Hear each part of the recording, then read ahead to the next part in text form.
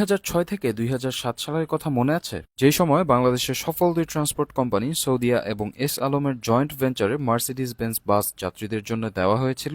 জার্মানির বিখ্যাত brand Mercedes বেঞ্জের engine ও চেসিসের উপর বেস করে মালয়েশিয়ান এসকেএস বডি বিল্ডার থেকে বাস বানিয়ে এনেছিল যাত্রীদের লাক্সারি সার্ভিস প্রোভাইড করার জন্য।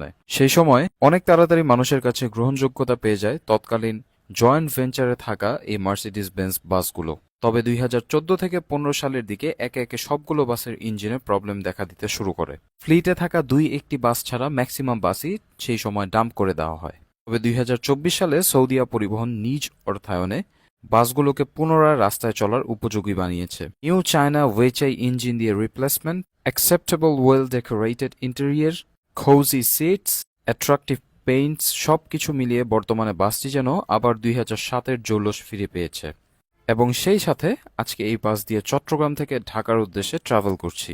যাত্রাপথে বাসের সকল ধরনের এক্সপিরিয়েন্স, ভালো মন্দ, ঢাকা থেকে চট্টগ্রামের এই বাস জার্নি এক্সপিরিয়েন্স আপনাদের সাথে শেয়ার করতে যাচ্ছি। So let's get started. আমার বাস ছিল চট্টগ্রামের দামপাড়া থেকে এবং এটি হচ্ছে সৌদিয়া পরিবহনের দামপাড়া কাউন্টার। কাউন্টারটি বেশ বড়। এখানে প্যাসেঞ্জার্সদের ওয়েটিং জোন রয়েছে এবং প্যাসেঞ্জার্সদের ওয়াশরুমের ফ্যাসিলিটিস রয়েছে এই কাউন্টারটির মধ্যে। এছাড়া কাউন্টারে কর্মরত স্টাফদের বিহেভিয়ার ছিল যথেষ্ট ভদ্র অ্যান্ড প্রফেশনাল, যে ব্যাপারটি আমার কাছে খুবই ভালো লেগেছে। এই পর্যায়ে চলুন এই বাসের ইন্টেরিয়রটি দেখে আসা যাক। বাসটি একটি বিজনেস ক্লাস বাস। বাসটিতে টোটাল 28টি সিট রয়েছে। প্রত্যেকটি সিট একদম নতুন। 28 সিটের বাস হওয়াতে যথেষ্ট পরিমাণে কমফোর্টেবল ভাবে বসে ট্রাভেল করা যাবে এই বাসগুলোতে। বাসটির ইন্টেরিয়র অনেক সুসজ্জিত ছিল। ফুল বাস এসি ছেড়ে এয়ার ফ্রেশনার দিয়ে রাখা হয়েছিল, যার কারণে বাসে প্রবেশ করার পরেই একটি স্নিগ্ধতা অনুভব করছিলাম। আমার সিট ছিল A1। সিটটি যথেষ্ট বড় এবং চওড়া হয়েতে বসে অনেক বেশি কমফোর্টেবল ফিল করছিলাম। অ্যান্ড আরেকটি ব্যাপার হচ্ছে এই সিটগুলো লেদার না, সিটগুলো ফোম অ্যান্ড কটন ফ্যাব্রিক্স দিয়ে বানানো, যার কারণে বসে অনেক বেশি আরাম পাওয়া যায়। ইভেন আপনি সিট রিক্লাইন করে রাতে ঘুমালে অনেক বেশি ওয়ার্ম ফিল করবেন এই বাসটিতে। ওভারঅল বাসের সিট লং জার্নির জন্য পারফেক্ট। আমাদের বাসটি আনুমানিক 18 থেকে 20 জন যাত্রী নিয়ে ঢাকার উদ্দেশ্যে রওনা হচ্ছে এবং আমি যে বাসটি দিয়ে ট্রাভেল করছি এটি আজকে ফার্স্ট ট্রিপে এসেছে। মানে বাসটি রিবিল্ড হওয়ার পরে এই বাসটি আজকে প্রথমবারের মতো ট্রিপে যাচ্ছে এবং লাকিলি আমি আজকে এই বাসের যাত্রী হতে পেরেছি। সো আমাদের বাসটি এই মুহূর্তে দামপাড়া থেকে একে খান হয়ে সিটি গেট দিয়ে বের হয়ে ডিরেক্ট ঢাকা চট্টগ্রাম হাইওয়ে দিয়ে ঢাকার উদ্দেশ্যে রওনা হবে। এই মুহূর্তে আমাদের বাসটি চলছে ঢাকা চট্টগ্রাম হাইওয়ে দিয়ে। বাসে ওঠার পর এতক্ষণে যতটুকু বুঝতে পারলাম, আমার যতটুকু ধারণা ছিল যে ওয়েচাই ইঞ্জিন কেমন হবে, তবে অল্প কিছুক্ষণের অভিজ্ঞতায় যতটুকু বুঝতে পারলাম যে ওয়েচাই ইঞ্জিন খারাপ না। বাসের স্পিড এবং বাসের অ্যাক্সেলারেশন সবকিছুই পারফেক্ট ছিল। কোনো অংশে বড় বড় ইঞ্জিন কোম্পানির চেয়ে ওয়েচাই ইঞ্জিন পিছিয়ে নেই বললেই চলে। জাস্ট প্রবলেম একটার দিকেই, সেটা হচ্ছে যে চাইনিজ ব্র্যান্ড, যার কারণে এখন পর্যন্ত অনেক জায়গায় গ্রহণযোগ্যতা পেতে সময় লাগছে। রাস্তা খালি থাকা সত্ত্বেও আমাদের বাস একটি এভারেজ স্পিড মেনটেন করেই চলছিল। 70 থেকে 80 কিলোমিটার স্পিডে বাসটি চালনা করছিলেন আমাদের বাসের ড্রাইভার সাহেব। এবং সেই কথা বলতে বলতেই আমি হুট করেই দেখলাম যে মুহূর্তের মধ্যেই বাস প্রায় অলমোস্ট 100 কিলোমিটার স্পিডের মধ্যে বাসটি চালানো হচ্ছে। তবে যিনি বাস চালাচ্ছেন উনি কিন্তু অনেক অভিজ্ঞ একজন ড্রাইভার। বিগত অনেক বছর যাবতই উনি এই সৌদিয়া পরিবহনে বাস চালাচ্ছেন। তবে আমার যতটুকু মনে হচ্ছিল ওনার ড্রাইভিং স্কিলস দেখে উনি সৌদিয়ার যে মার্সিডিজ বাসগুলো রয়েছে তার সাথে ইউজ টু না, কারণ ওনার ড্রাইভিংয়ে আমার কাছে একটু প্রফেশনালিজমের ব্যাপারটা কমতি লেগেছে, যার কারণে আসলে আমার কাছে ওনাকে খুব একটা স্কিলসফুল মনে হয় নাই এই বাসের ক্ষেত্রে। যতটুকু মনে হয়েছে উনি অবশ্যই সিনিয়র, কিন্তু হয়তো এই বাসের সাথে একটু ম্যাচ খেতে ওনার টাইম লাগছিল।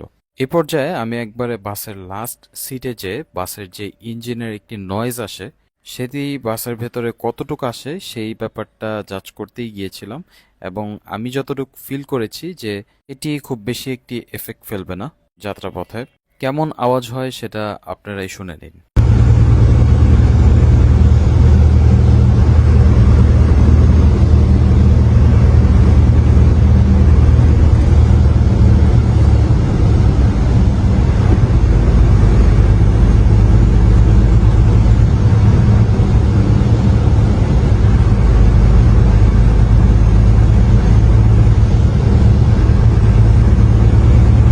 আমরা অনেকেই ধারণা করি যে বাসের লাস্ট সিটে হয়তোবা ঝাঁকি একটু বেশি অনুভব হয়, কিন্তু এয়ার সাসপেনশন দেওয়া যে বাসগুলো সেই বাসগুলোতে পেছনে, সামনে এবং মাঝখানে ফিল একদম সেমই হয়, কেননা বাসের সামনে এবং পেছনে এয়ার সাসপেনশন থাকায় বাসের সামনে, মাঝখানে এবং পেছনে সেমই ফিল হয়। এই বাসটির চেসিস কিন্তু মার্সিডিজ বেঞ্জের। ও বাসের যে সাসপেনশনস রয়েছে সেটি অরিজিনাল মার্সিডিজ বেঞ্জের। আমরা যে সময় রাতে যে কোনো জায়গায় ট্রাভেল করি অ্যান্ড বাসের প্যাসেঞ্জার্স প্রেশার বেশি থাকে অ্যান্ড লাস্ট রোতে আপনার সিট হয়, বা আপনি যখন ট্রাভেল করছেন তখন একবারে লাস্টের সিট ছাড়া আপনার আর কোনো উপায় নেই, নন এসি বাসের ক্ষেত্রে কিন্তু আমরা সেই সময় টিকিট বুক করি না, কেননা পেছনে একবারে কমফোর্টেবল ভাবে জার্নি করা পসিবল না। তবে ওয়ার্ল্ড ফেমাস যেই বাসগুলো রয়েছে বা বাস চেসিসগুলো রয়েছে সেগুলোতে নিশ্চিন্তে টিকিট কাটা যায়, কেননা last row, first row and middle row সব জায়গাতেই অলমোস্ট সেম ফিল হয়, just like Scania, Volvo, Hyundai, Mercedes Benz, MAN, ETC. Chittagong থেকে রওনা দিয়ে এই পর্যায়ে আমাদের বাসটি কুমিল্লার টাইম স্কোয়ার হোটেলে আমাদের ২০ মিনিটের একটি যাত্রা বিরতি দিয়েছে। এবং এই হোটেলে আরেকটি আকর্ষণীয় ব্যাপার হচ্ছে যেটি, সৌদিয়া পরিবহনের এসি বাস টিকিট যারা ক্রয় করেছেন তারা সকলেই এই রেস্টুরেন্টটিতে ফ্রি বুফে সৌদিয়া পরিবহনের থেকে পাবে। সো টাইম স্কোয়ার নামক হাইওয়ে রেস্টুরেন্ট যেটি আছে এটি দেখতে খুবই সুন্দর এবং স্পেসিফিকলি সৌদিয়ার সকল এসি এবং নন এসি বাস এই হোটেলটিতে বিরতি দেয়। টাইম স্কোয়ারের ভেতরের এনভায়রনমেন্ট খুবই সুন্দর, ভেতরের অনেক কিছু দেখেই মনে হয়েছে সৌদিয়া পরিবহনের মালিকের হয়তোবা এই রেস্টুরেন্টটি। যাই হোক, আমাদের টিকেটের সাথে আমাদের একটি কুপন দিয়ে দেওয়া হয়েছিল যেটি দেখিয়ে আমরা বুফে ট্রাই করব। তো হোটেলটির একতলায় হচ্ছে সকল ধরনের প্যাসেঞ্জার্সের জন্য এবং দুই তলায় হচ্ছে শুধুমাত্র সৌদিয়ার এসি টিকেট যারা করেছেন তাদের জন্য বুফে সার্ভিসের ব্যবস্থা। সো আমরা দুই তলায় গেলাম এবং দুই তলায় যাওয়ার পরে এনভায়রনমেন্ট খুবই ভালো ছিল এবং প্লেন খিচুড়ি ও মুরগির তরকারি, মিনারেল ওয়াটার ও ডেজার্ট হিসাবে যেটি দিয়েছিল সেটি খুবই বাজে টেস্ট ছিল, বাট অ্যাভারেজ হিসাব করলে খাবারের কোয়ালিটি মোটামুটি, খুব বেশি ভালোও না খুব বেশি খারাপও না, মোটামুটি চলে। বাস সার্ভিস প্রোভাইডার হিসাবে ওনারা যে আমাদের এতটুকু দিচ্ছেন এটি অনেক বড়। টাইম স্কোয়ার এই হাইওয়ে রেস্টুরেন্টের নিচে রয়েছে বিভিন্ন ধরনের দোকান, যে দোকান থেকে আপনারা খাবারের পাশাপাশি প্রয়োজনীয় অনেক কিছুই পেয়ে যাবেন যা আপনারা যাত্রাপথে কিনে নিতে পারেন। ঢাকা চট্টগ্রাম হাইওয়ে রেস্টুরেন্টগুলোর মধ্যে ম্যাক্সিমাম হোটেলগুলোতেই কিন্তু নামাজের জায়গা খেয়াল করা যায় না, তবে এখানে মসজিদ রয়েছে যেখানে প্রতি ওয়াক্তের নামাজ হয়। যাত্রাপথে এখান থেকে আপনারা নামাজ পড়ে নিতে পারেন। ২০ মিনিটের হোটেল ব্রেক শেষে এবার আমাদের বাসটি আবার ঢাকার দিকে রওনা হচ্ছে। হোটেল ব্রেক থেকে বের হওয়ার পরে আমরা রাস্তায় খুব একটা জ্যাম ফেস করিনি, যার কারণে একটি সীমাবদ্ধ স্পিড মেইনটেইন করে আমাদের ড্রাইভার সাহেব বাসটিকে পরিচালনা করছিলেন। আমাদের বাসটি চট্টগ্রামের দামপাড়া থেকে দুপুর ২টার দিকে ছাড়ার কথা থাকলেও বাসটি ছাড়তে ছাড়তে অলমোস্ট ২:৩০ বেজে যায় এবং চট্টগ্রাম থেকে টাইম স্কোয়ার এই হোটেলে আসতে আমাদের প্রায় ৩ ঘন্টা সময় লেগে যায় এবং সেখানের ২০ মিনিট যাত্রা বিরতি দিয়ে মাগরিবের নামাজের পরপর আমাদের বাসটি আবার ঢাকার উদ্দেশ্যে চলা শুরু করেছে। এই বাসে আজকে ট্রাভেল করতে করতে সকাল ও রাতে জার্নি করার দুটোর এক্সপিরিয়েন্সই পাচ্ছি। যদি সকালে জার্নি করেন সেক্ষেত্রে আপনি কমফোর্টেবল ওয়েতেই জার্নি করতে পাচ্ছেন। এর রিজন হচ্ছে অনেক বাসের এসিতে দিনের বেলা রোদের কারণে ঠান্ডা হতে প্রবলেম হয়, বাট এই বাসটির নিউলি ইনস্টলড এসিতে কোনো ধরনের এসি প্রবলেম ছিল না। বিকেল গড়িয়ে সন্ধ্যার পর জার্নি অনেকটা গভীর রাতের ফিল দিচ্ছিল। সেই সময় বাসের পরিবেশটি এত সুন্দর ছিল, ম্যাক্সিমাম প্যাসেঞ্জার্সই ঘুমিয়ে গিয়েছিল, যার কারণে খুব কাম একটি এনভায়রনমেন্ট বাসের ভেতরে ফিল হচ্ছিল। রাস্তায় ট্রাফিক প্রেশার না থাকার কারণে খুব অল্প সময়ের মধ্যেই আমরা মেঘনা টোল বক্সে এসে পড়ি এবং টোল দিয়ে আমরা মাত্র ২০ মিনিটের মধ্যে কাঁচপুর হয়ে ঢাকাতে প্রবেশ করছি। ঢাকাতে যখন আমরা প্রবেশ করছি ঘড়িতে রাত ৯টা বেজে ২০ মিনিট এবং রাত ১০টা বাজে আমি আমার গন্তব্যে নেমে যাই ও সেই সাথে চট্টগ্রাম থেকে ঢাকায় rebuild Saudia Mercedes Benz business class বাসের জার্নি শেষ হয়।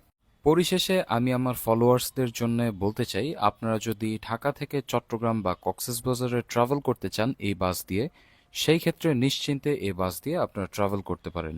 সবকিছুতেই ওভারঅল অ্যাকসেপ্টেবল একটি সার্ভিস পেয়েছি এই বাস থেকে। সো যাই হোক, আশা করি আমার এই ভিডিওটি আপনাদের সকলের অনেক ভালো লেগেছে। ইনশাল্লাহ নেক্সট ভিডিও রাখ পর্যন্ত আল্লাহ তাআলা আপনাদের সকলকে অনেক ভালো রাখুক। আসসালামু আলাইকুম।